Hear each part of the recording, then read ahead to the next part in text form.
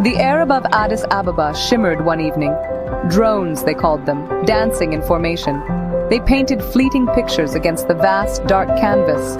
Pictures of a modern Ethiopia, a nation reaching for the future.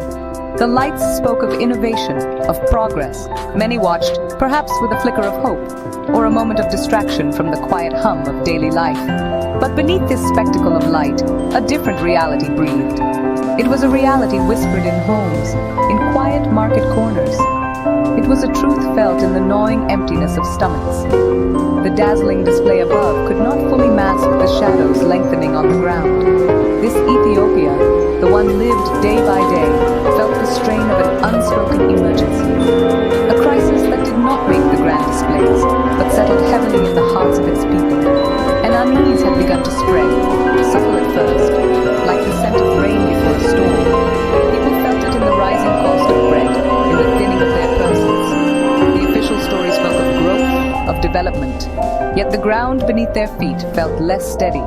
The vibrant lights in the sky were beautiful, yes, but they did not fill empty plates. Then, in May 2025, a profound silence fell over many places of healing. Healthcare workers, the very people entrusted with life, stepped away from their posts. They did not do so lightly. Their hands, usually busy mending bodies, now hung empty in protest. They asked for simple things: fair pay for their tireless work, decent conditions in which to save lives. They asked for dignity, a recognition of their immense contribution. They asked for their detained colleagues to be freed, for their voices not to be criminalized. Fear became a shadow for many of these dedicated professionals. Some, it was said, were detained for speaking out. Doctors at Gondar Specialized Hospital faced this. Medical workers in places like Dessie went into hiding. One anonymous healthcare worker spoke the truth of many hearts. "I've locked myself in my house. We are not criminals. We are only asking for fair pay and dignity." The government's response felt like a cold wind. The gap between official words and lived experience grew wider.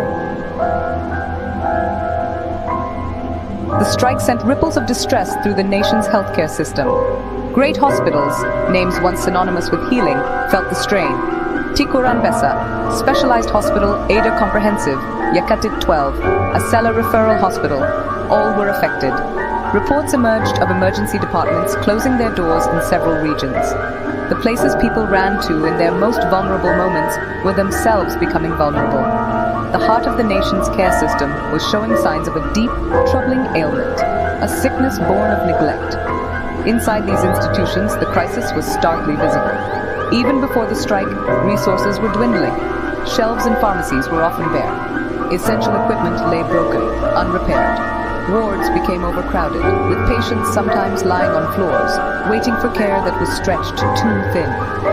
The system was failing not just its workers, but every citizen who depended on it.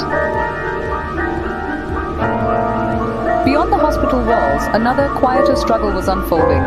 The economy, once a source of hope, now felt like a tightening vice. Taxes were rising, fees for basic services, things once taken for granted, were increasing. Yet wages for most people remained stubbornly stagnant. The money that came into homes each month bought less and less. The simple act of providing for one's family became a daily battle, a source of constant worry and eroding dignity. Even middle-class families, those who had perhaps felt a degree of security before, found themselves struggling. They were making impossible choices: food or medicine, school fees or rent. "Our children are starving while we struggle to pay for basic services," one parent lamented. The dream of a stable life, of modest comfort earned through honest work, was slipping away for many. The progress spoken of in official circles felt distant, almost unreal, to those counting every shilling. Adding to this daily burden were the failing utilities in regions like Walega and southwest Shua.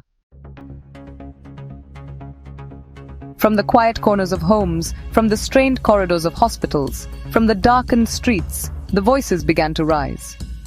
They were not loud, perhaps, not at first, but they were persistent, filled with a pain that could no longer be contained. "We need our voices heard," one citizen pleaded, their words echoing a widespread yearning. "We need change now." This was not a call for upheaval, but a desperate plea for acknowledgement, for a compassionate response to their suffering. The contrast was stark. On one hand, the official narratives of progress, of a nation on an upward trajectory. On the other, the lived reality of millions, the struggle for food, for healthcare, for basic services. The striking healthcare workers, with their demand for fair wages and better working conditions, were just one manifestation of this deeper discontent. Their courage in speaking out gave voice to the silent struggles of many others who felt trapped between a difficult present and an uncertain future.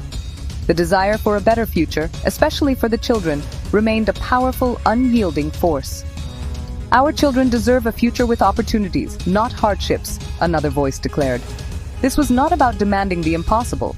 It was about asking for the basics, a chance to live with dignity, to access care when sick, to see one's children grow without the constant shadow of hunger or lack.